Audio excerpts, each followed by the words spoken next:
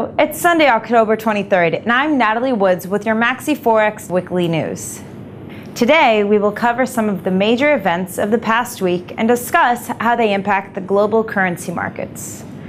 European finance ministers met last Friday, followed by a meeting of ministers from all 27 European Union countries on Saturday. Euro area and EU leaders meet today, and another Euro summit is to be held on October 26, which is the deadline to finalize a plan for the Euro bailout fund.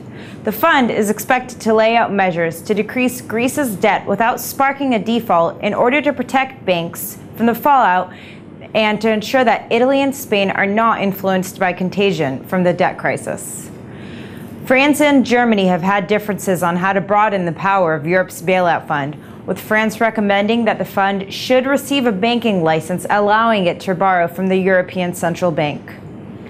Chancellor Angela Merkel of Germany has stated that the resolution of Europe's crisis will only occur if European countries cut their debt and live within their means, citing Italy as an example of extravagant government spending.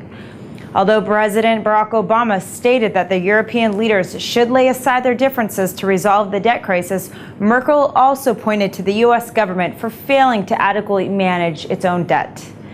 The euro increased 0.83% against the U.S. dollar last Friday and was last seen trading at the 1.3893 level. The British pound rose to a 6-week high versus the U.S. dollar as Britain's budget deficit narrowed more than forecasted during September. The pound advanced 1.07% against the U.S. dollar to the 1.5958 level last Friday. The Canadian dollar finished the week at 1.0061. The Canadian dollar versus the American dollar, and the Bank of Canada will keep its overnight lending rate at 1%. The U.S. dollar declined last week against the Japanese yen to a post-World War II low on rumors of monetary easing by the Federal Reserve.